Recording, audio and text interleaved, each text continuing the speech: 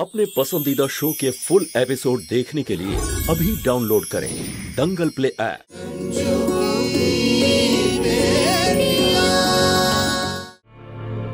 এই আলো যাওয়া আসার কোনো নির্দিষ্ট সময় নেই।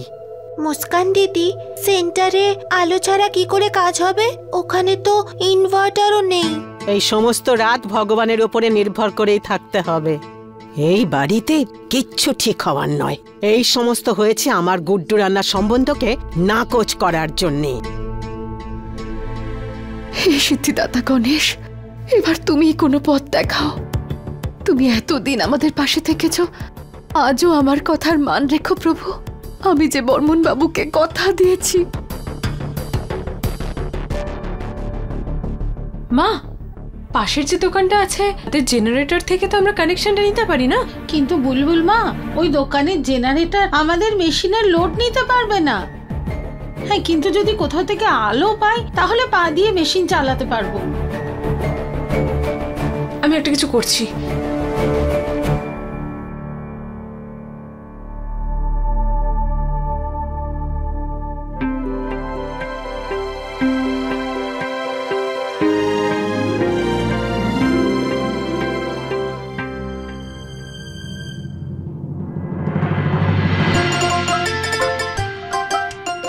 মা, এই ছোট এমার্জেন্সি টর্চ দিয়ে তোমার কাজ হয়ে যাবে তো?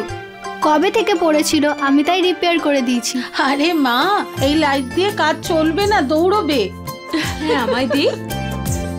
চলো চলো, কাজ শুরু করো। বা, আমাদের ইঞ্জিনিয়ার বোন, তুই তো ফাটিয়ে দিয়েছিস। দিদি, আমারও প্রশংসা করো, আমিও তো সাহায্য করেছি।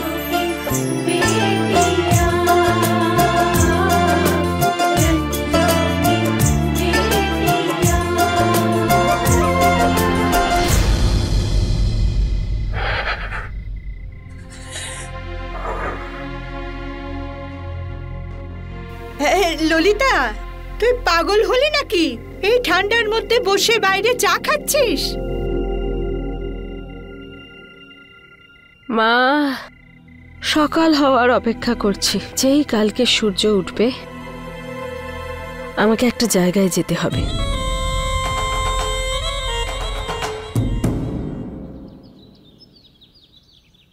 তোমাদের সবাইকে অনেক অনেক ধন্যবাদ। তোমাদের জন্য সময়ের মধ্যে কাজ শেষ করতে পারলাম।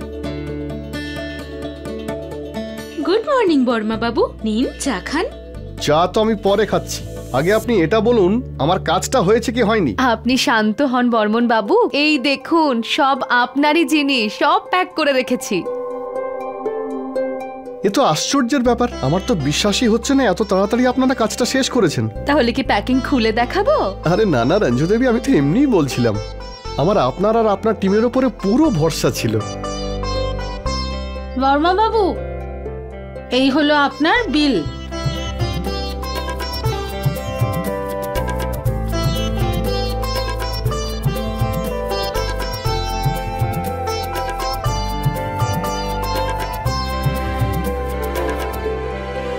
এই নিন আপনার চেক, 2 দিনের মধ্যে ক্লিয়ার হয়ে যাবে। আচ্ছা, আমি ছেলেদের ডেকে আনছি, মালগুলো তো লোড করতে হবে। আসছি। হ্যাঁ, নমস্কার। বলো সিদ্ধিদাতা গণেশের জয়।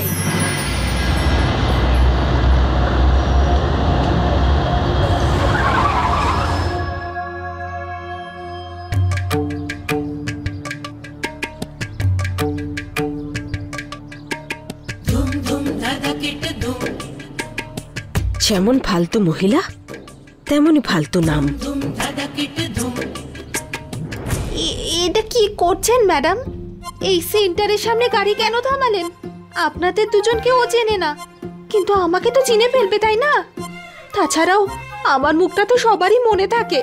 তুমি চিন্তা করো না যমুনা, ওরা যদি তোমাকে দেখতেও পায় না তাও চিনতে পারবে না, কারণ তুমি না এখন লাক্সারি কারে বসে আছো।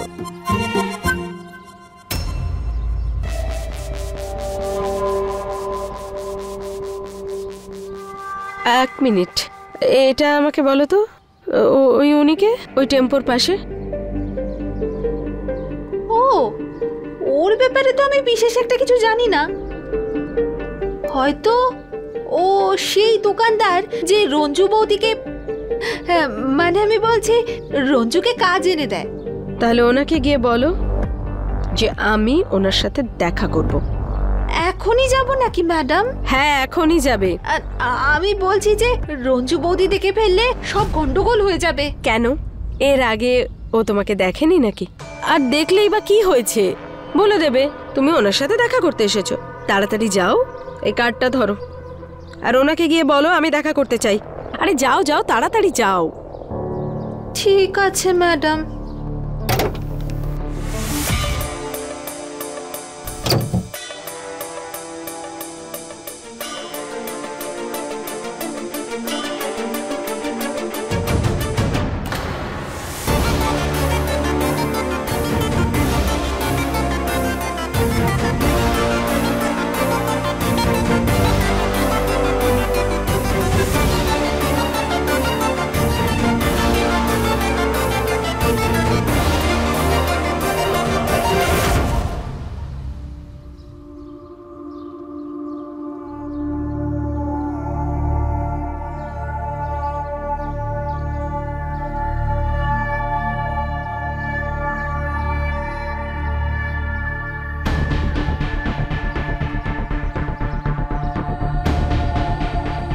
তোরা বাড়ি যা, আমি এক্ষুনি আসছি।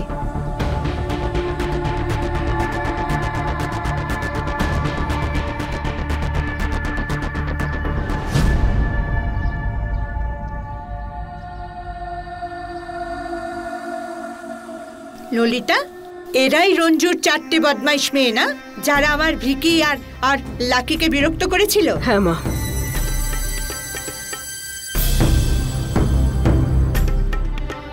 হে ভগবান, এই কোথায় ফেসে গেলাম!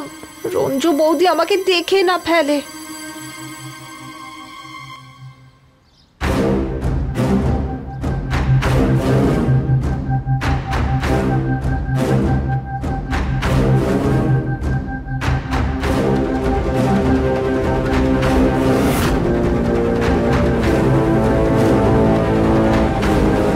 আচ্ছা, তাহলে এই হলো সেই জঘন্য মহিলা আর ওর 4 মেয়ে, যাদের জন্য আমাদের বাড়িতে এত অশান্তি। এরা তো মনে হচ্ছে তোর কাছে কিচ্ছু নয়। আমার সোনা মেয়েটা রসগোল্লার মতন টুকটুক, আর এটা একদম শুকনো কাঠ জিলিপি। রঞ্জু দেবী, রঞ্জু দেবী,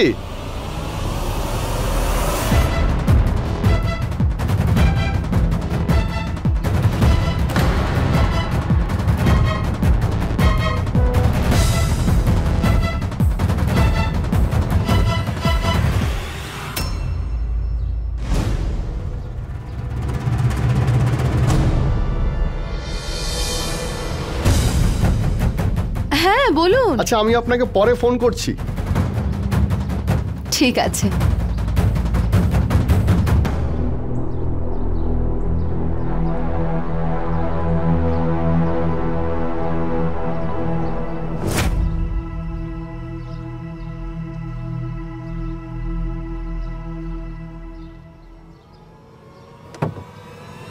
আরে দাঁড়ান দাঁড়ান দাঁড়ান।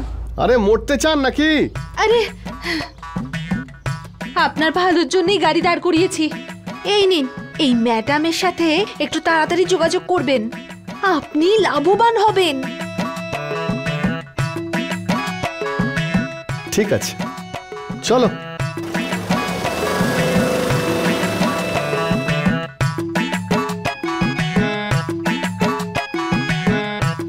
আরে যমুনা দিদি, আপনি এখানে কি করছেন? ওই বৌদির কাছে কিছু সেলাইয়ের জিনিস দিয়েছিলাম তো, সেগুলো নিতে এসেছিলাম। আরে কিছু আর্জেন্ট কাজ এসে পড়েছিল, সেই জন্য আপনার কাপড় হয়নি। কিন্তু আপনি চিন্তা করবেন না, 2 দিনের মধ্যেই আপনার কাপড় তৈরি হয়ে যাবে। তবে আপনি রঞ্জু দিদির সাথে দেখা করতে পারবেন না, উনি এক্ষুনি বাড়িতে গেলেন। কোনো ব্যাপার না, আমি বাড়ি গিয়েই দেখা করব। ঠিক আছে দিদি, নমস্কার। নমস্কার।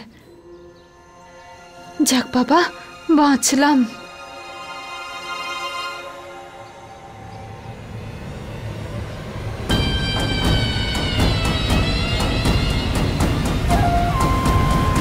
তাহলে আজ থেকে রঞ্জু আর ওর মেয়েদের সর্বনাশের প্ল্যান হবে স্টার্ট।